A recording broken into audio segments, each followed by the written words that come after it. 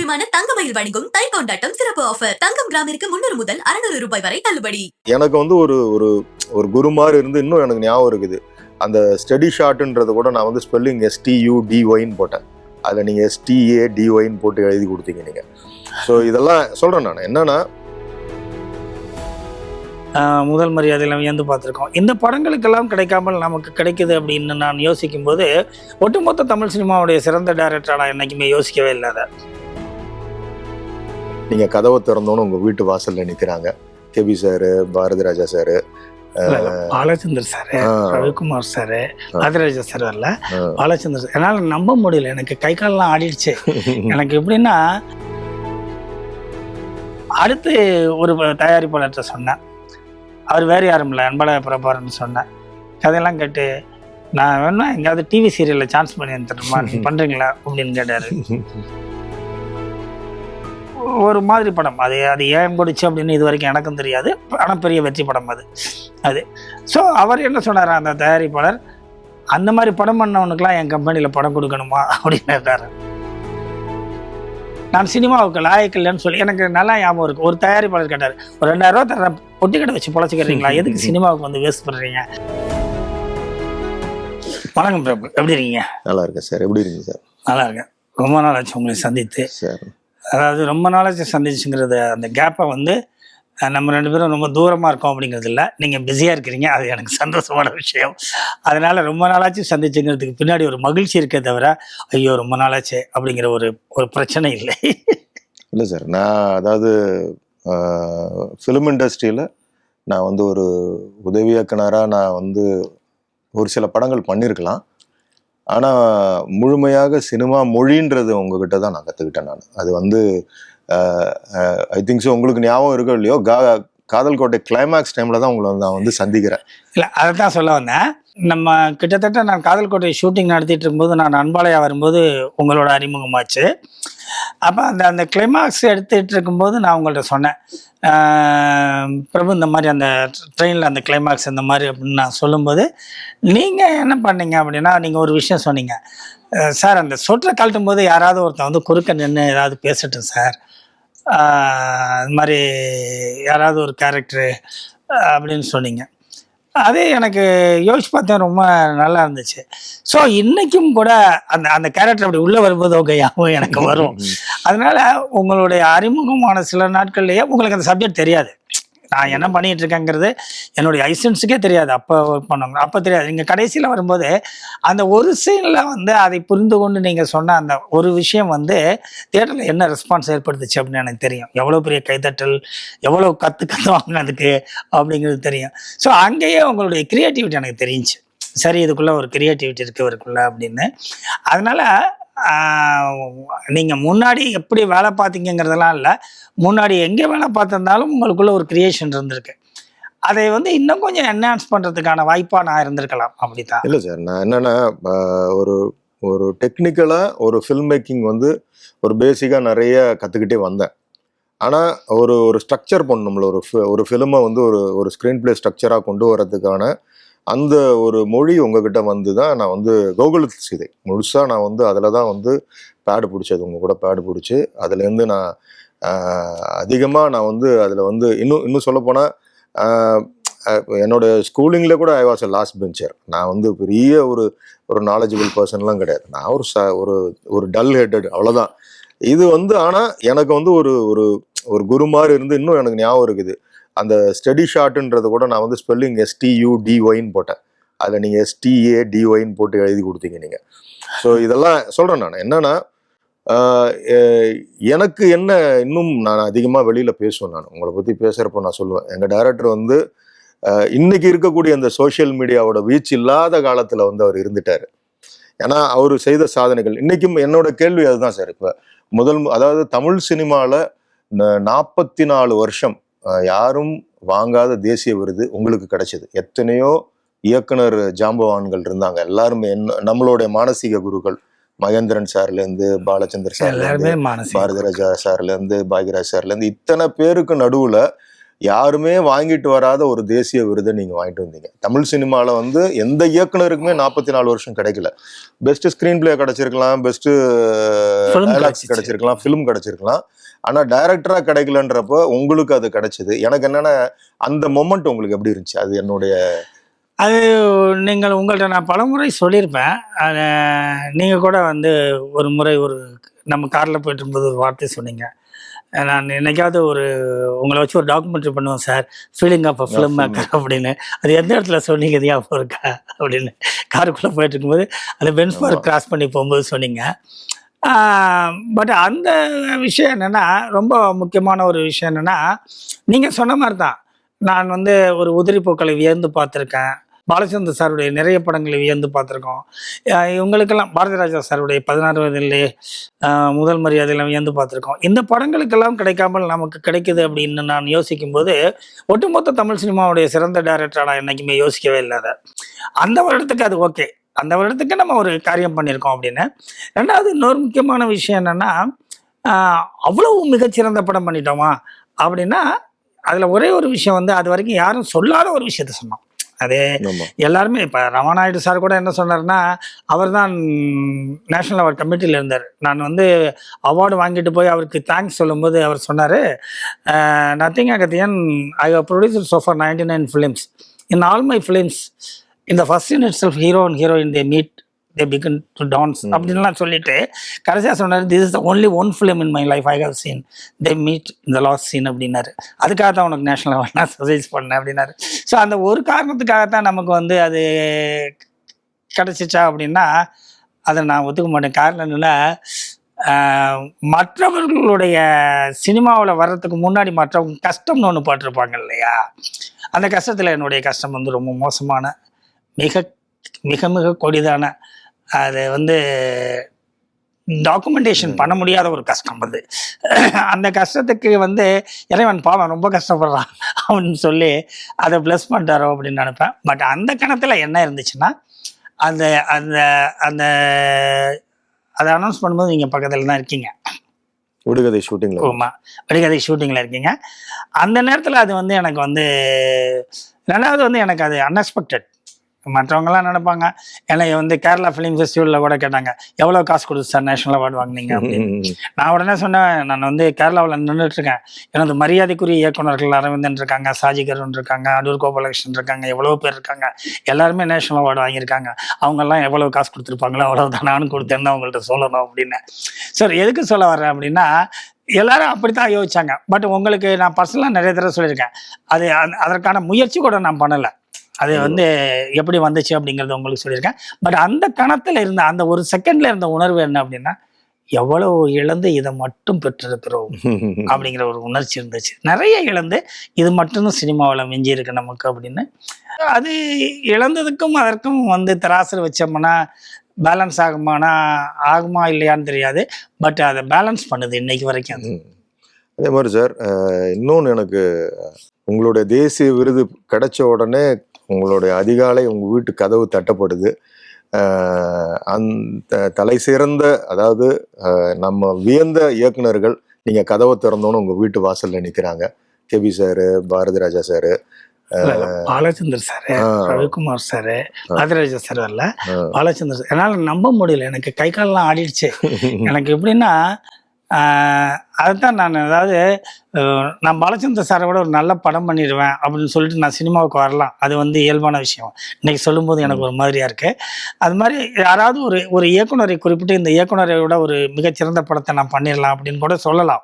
அதற்கான வாய்ப்புகள் காலம் தரலாம், தராமல் போகலாம். ஆனால் நான் ஒரு படம் பண்ணேன்னா என் பாலச்சந்தர் சார் என் வீட்டு வாசலில் வந்து நிற்பார் அப்படின்னு சொல்ல முடியாது.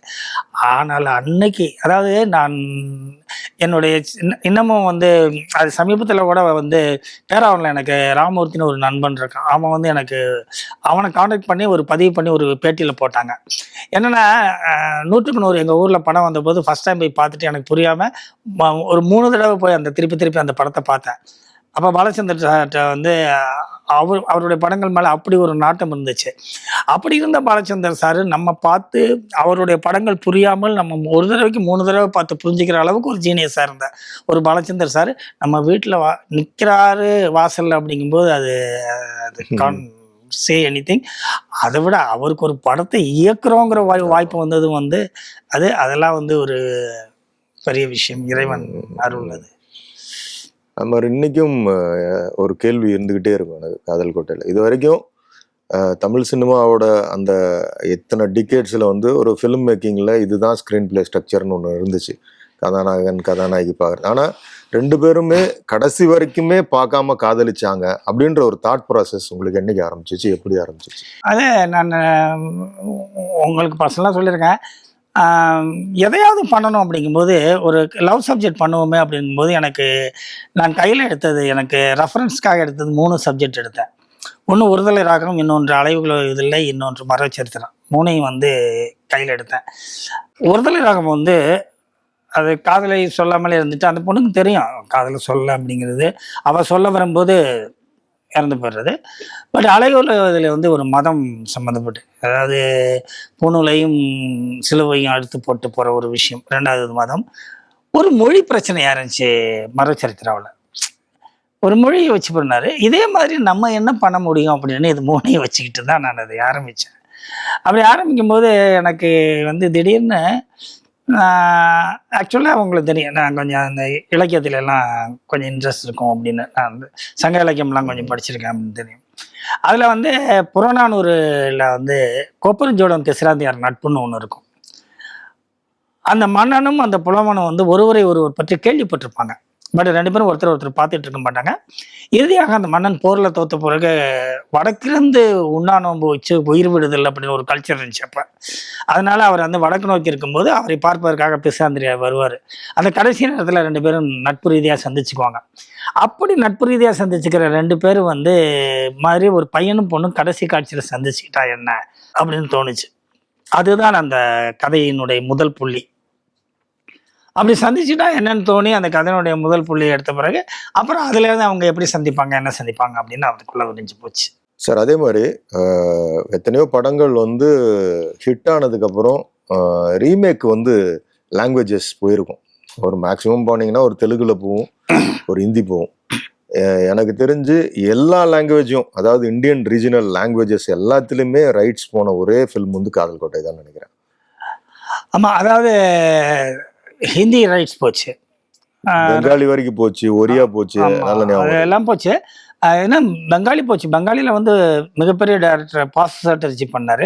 அவர் எப்படி பண்ணிட்டாருன்னா வந்து நம்ம வந்து இப்போ தமிழ் கல்ச்சருக்கு வந்து நம்ம ஊட்டியும் ஜெய்ப்பூரும் அப்படின்னு வச்சு பண்ணோம். அப்போ மெட்ராஸனுடைய கதைக்களமாக வச்சு பண்ணோம். அவர் என்ன பண்ணிட்டார் அப்படின்னா கல்கட்டாவையும் வந்து பங்களாதேஷையும் வச்சுக்கிட்டு, ஸோ அதுலேருந்து புரிஞ்சது தானே அது, அதனால அதனை வச்சுட்டு அது இப்படி பண்ணாங்க. அப்புறம் தெலுங்கில் அது டப் பண்ணி போயிடுச்சு. கன்னடத்தில் ரீமேக் பண்ணாங்க.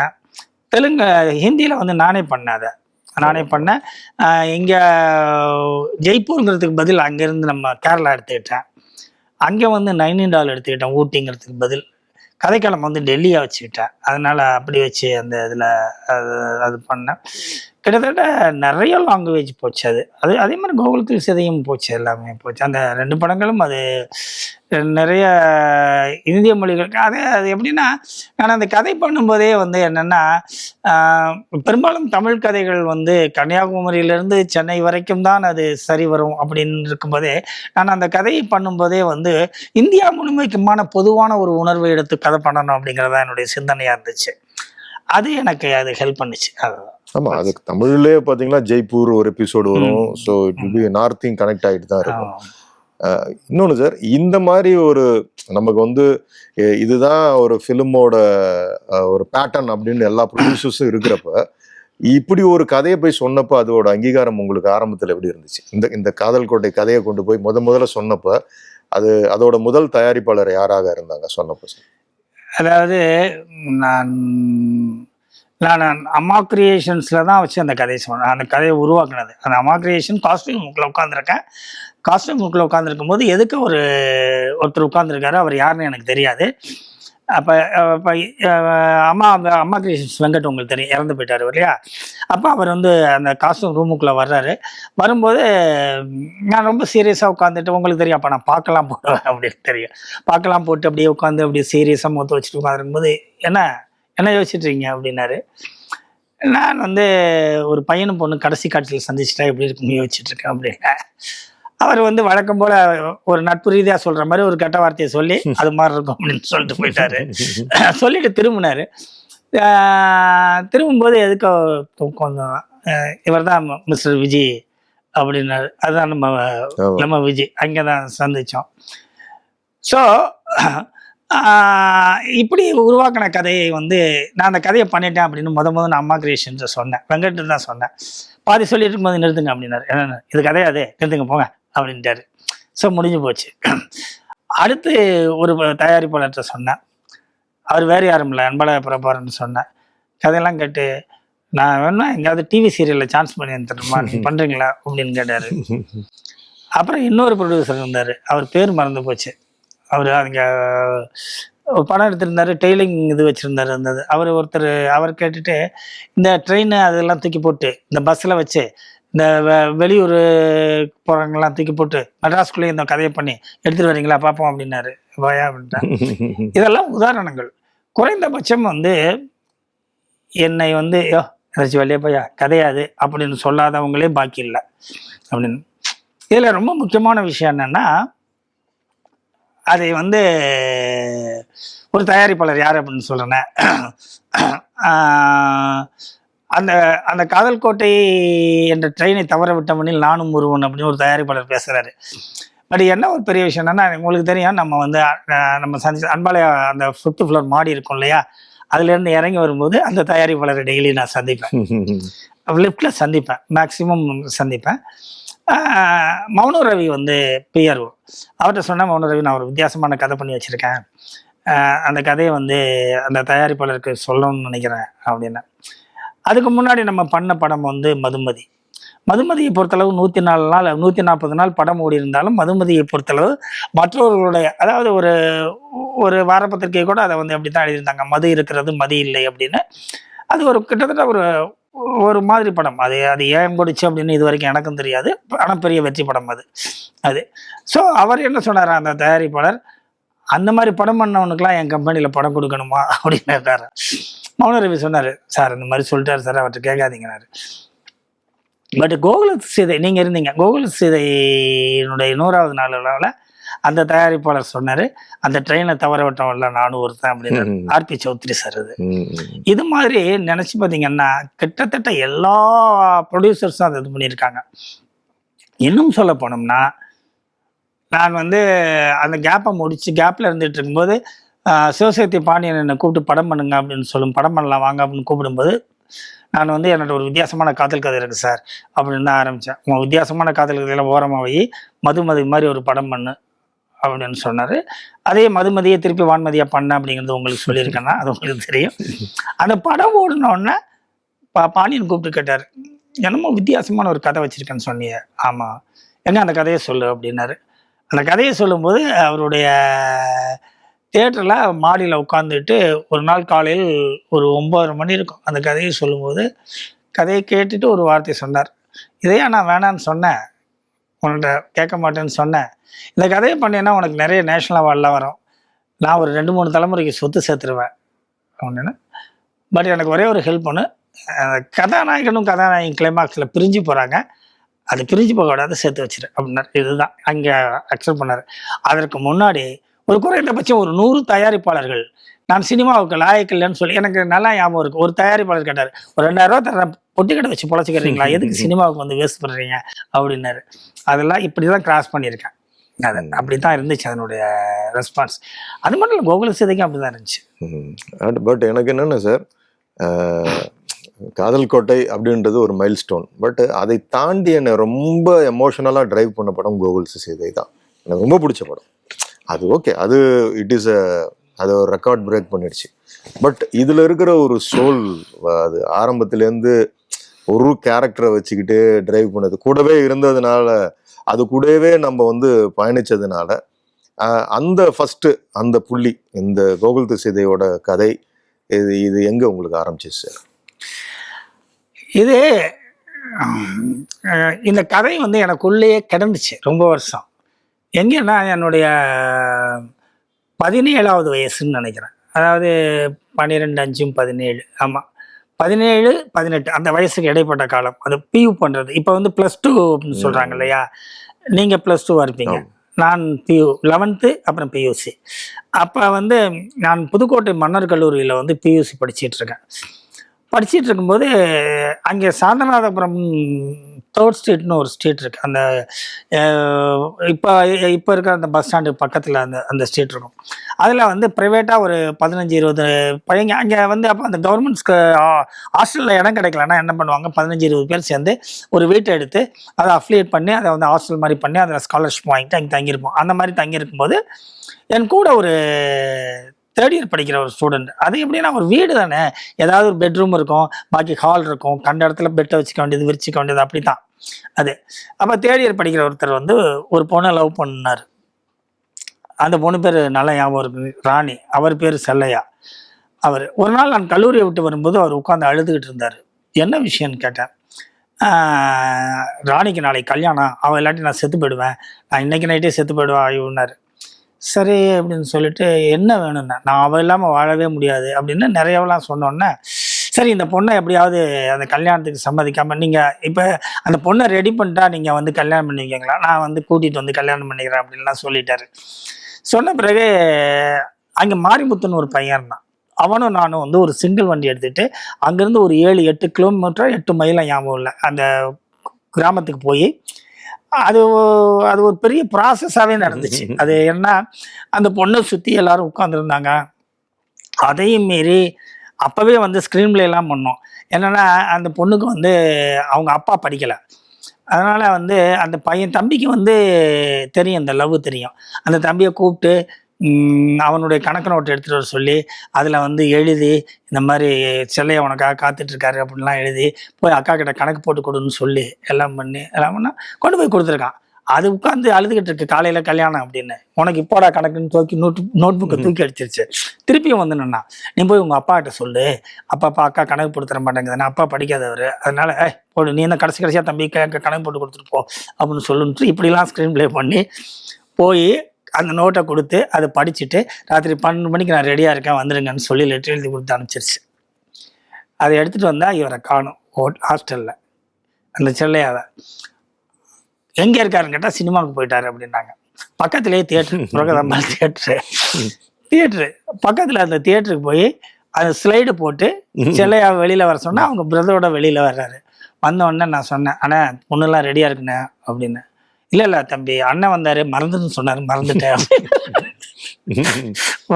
அப்படின்னாரு. எனக்கு ஒன்றும் புரியல. உடனே அந்த அந்த அந்த ப்ரைவேட் ஹாஸ்டலில் பின்னாடி ஒரு கிணறு இருக்கும், அந்த கிணத்துல உட்காந்து தான் அந்த பஞ்சாயத்து நடக்குது. பஞ்சாயத்து நடக்கும்போது அந்த கோகுலகிருஷ்ணா சீன் இருக்கு இல்லையா, நீங்கள் பார்த்தீங்களா? இப்போ கோகுலகிருஷ்ணா தான் கிட்டத்தட்ட அவங்க அண்ணன்.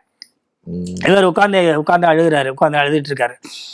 அழுதுட்டு இருக்கும்போது நான் நின்றுட்டு இருக்கேன், அப்படி கையை கட்டிட்டு. நான் ஒரு 17 years old பாய், எனக்கு ஒன்றும் அப்படியே தெரியாது. அப்படியே நின்றுருக்கேன், என்னடா தப்பு பண்ணிட்டோமோ அப்படின்னு. அவங்க அண்ணன் கேட்டாரு, பொண்ணு கூட போனது யாரு அப்படின்னு. நான் தான். நீயே போய் கல்யாணம் பண்ணிக்க அப்படின்னாரு. அந்த டைலாக் மட்டும் இருக்கும், அப்படியே இருக்கும் அந்த படத்தில், அப்படியே இருக்கும். ஸோ அந்த நிகழ்ச்சி என் மனசில் உறுத்திக்கிட்டே இருந்துச்சு. அதை வந்து பின்னாடி கதை பண்ணும்போது எனக்கு தோணுச்சு, இதை நம்ம கதை பண்ணுனா என்ன அப்படின்னு சொல்லும்போது அந்த கதைக்கான கேரக்டராக வந்து அதுக்காக பிடிச்சி, ஸோ ஒரு ஐசி மோகன்கிற ஒரு கேரக்டரை பிடிச்சி, அதை அந்த செல்லையாங்கிறதுக்கு பதிலே ஐசி மோகன்கிற ஒரு கேரக்டர் பிடிச்சி, அது எனக்கு 17 வயசில் என் மனசில் பதிந்த ஒரு இன்சிடெண்ட். அதை வந்து நான் வந்து கிட்டத்தட்ட 40 வயசில் 37, 38 வயசில் அந்த கதையை பண்ணேன்னு நினைக்கிறேன். ஆக்சுவலாக அது வந்து ஃபர்ஸ்ட் கார்த்திக் சார்கிட்ட சொல்லி வேண்டான்னு சொன்னார்ல சார்? ஆமாம், நல்லா இல்லை போங்க. ஆனால் அதே அவர் வந்து திருப்பி பண்ணார். அதை ஆமாம், முதல்ல வந்து நல்லா இல்லை, எனக்கு இந்த கதை பிடிக்கல அப்படின்னு சொல்லிட்டாரு. காதல் கோட்டை சக்ஸஸுக்கு பிறகு மறுபடியும் போய் சொல்ல சொன்னார், எல்லாம் முரளி சார் சொல்ல சொன்னார். நான் சொன்னேன், சார் அவருக்கு அந்த கதை பிடிக்கலன்னு சொல்லி திருப்பி அனுப்பிச்சிட்டாரு, நீங்கள் சொல்ல சொல்கிறீங்க, இப்போ பிடிக்கும் போய் சொல்லுங்க அப்படின்னாரு. நான் போய் சொல்ல போனேன், நீங்கள் கதையெல்லாம் சொல்ல வேணாம், ஒரு 10 நிமிஷம் சொல்லுங்கன்னாரு. சரி, ஒரு 10 minutes சொன்னேன். இதையா நான் வேணான்னு சொன்னேன், என்ன பண்ணுறேன் அப்படின்னாரு. அதுதான் எப்போதுமே நேரமும் ஒத்து வரணும் இல்லையா? வாழ்க்கையில் என்னதான் நம்ம வந்து புத்திசாலியாக இருந்தாலும் நமக்கான நேரமும் ஒன்று இருக்கிறது இல்லையா? பிரபு சார், எனக்கு பெருமை என்னன்னா, என் கூட அதாவது என்கிட்ட பணிபுரிந்த பிரபு இல்லை, என் கூட பணிபுரிந்த பிரபு. எனக்கு கூட பணிபுரிந்த பிரபு வந்து ஒரு இடத்துக்கு வந்திருக்காரு, அவரும் சாதனைகள் செய்திருக்காரு. அப்படிங்கும்போது அது எனக்கு ஒரு பெருமையான விஷயம். பட் எனக்கு எல்லாருமே சொல்லுவாங்க, அவங்க ஒரு விஷயம் இருக்குது. ஏன்னா அவங்கள்ட்ட ஒரு பர்சனலான ஒரு அனுபவத்தை பற்றி கேட்க போகிறேன்.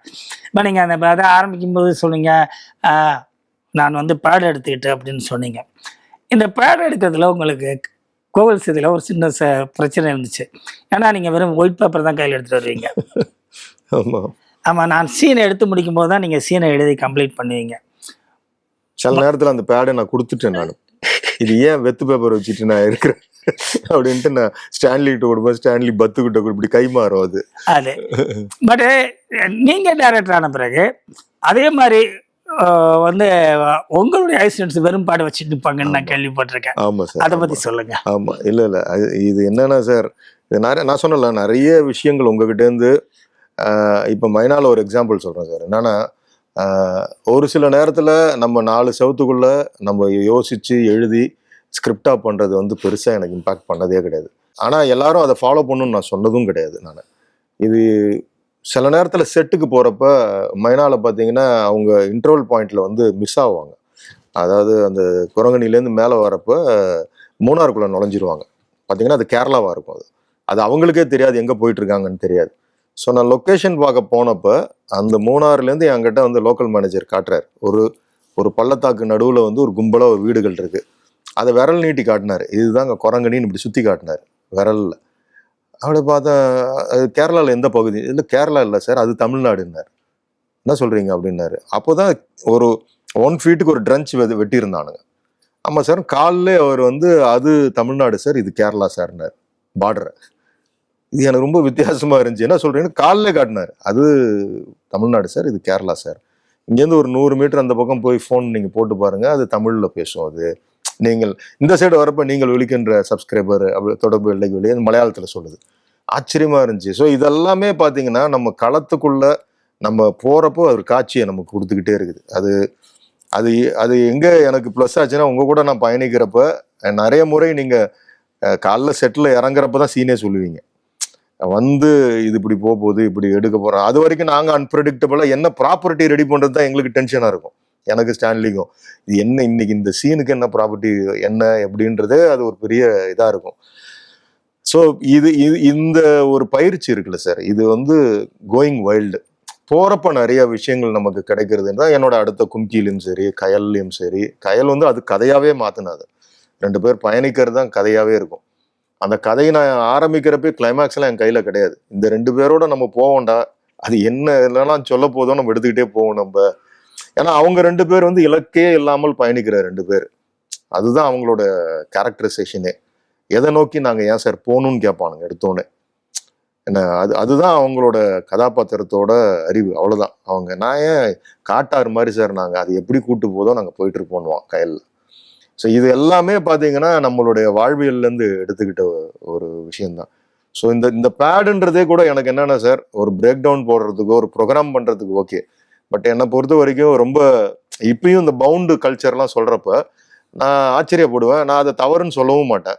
பட் நமக்கு அது வரல. அது எனக்கு என்னென்னா உட்காந்து பொறுமையாக அது வந்து ஒரு ஒரு ஒரு முழு திரைக்கதை புத்தகமாக எழுதுறன்றது ஒரு இது இருக்குல்ல, அது என்னமோ நான் யோசிச்சு ஒரு விஷயத்த நான் பண்ணுறது இருக்குல்ல. அது பிரபு, இப்போ நீங்களும் நானும் சந்தித்து பேசும்போது உங்களுடைய வார்த்தைகளும் என்னுடைய வார்த்தைகளும் வந்து தொடர்புடையதாக வந்துக்கிட்டே இருக்கும். அதே மாதிரி நம்ம ஸ்பாட்டில் கொண்டு போய் கேரக்டரை நிப்பாட்டிட்டு அந்த கேரக்டராக மாறும்போது வர்ற டைலாக்குக்கும் உட்காந்து எழுதுகிற டைலாக்குக்கும் நிச்சயமாக ஒரு 40 to 50% ஒரு கேப் இருந்துகிட்டு தான் இருக்கும். இது என்னமா இருந்தாலும் நம்ம ஒரு விஷயத்த நம்ம மனசில் ஸ்க்ரீன் பண்ணி யோசிச்சு இவங்க இதை பேசுவாங்க, இதுக்கு பதில் இவங்க இதை பேசுவாங்கன்னு எழுதுறதுக்கும் அங்கே போனோன்னா அந்த உணர்ச்சி வசப்பட்டு கடன்னு அதை பேசுறதுக்கு உள்ள விஷயம் இருக்கும். அதனால தான் நான் அதை ஃபாலோ பண்ணேன். பட் நீங்களும் அதை தான் ஃபாலோ பண்ணுறீங்க அப்படின்னு சொன்னாங்க. தங்கமயிலில் தை கொண்டாட்டம் சிறப்பு தள்ளுபடி ஆரம்பம். நீங்கள் வாங்கும் ஒவ்வொரு கிராம் தங்கத்திற்கும் 300 முதல் 600 ரூபாய் வரை தள்ளுபடி. இந்த தை திருநாளில் உங்கள் இல்லங்களில் பொன் பெருகட்டும், மகிழ்ச்சி பொங்கட்டும். தங்கம் வாங்க தங்கமயிலுக்கு வாங்க.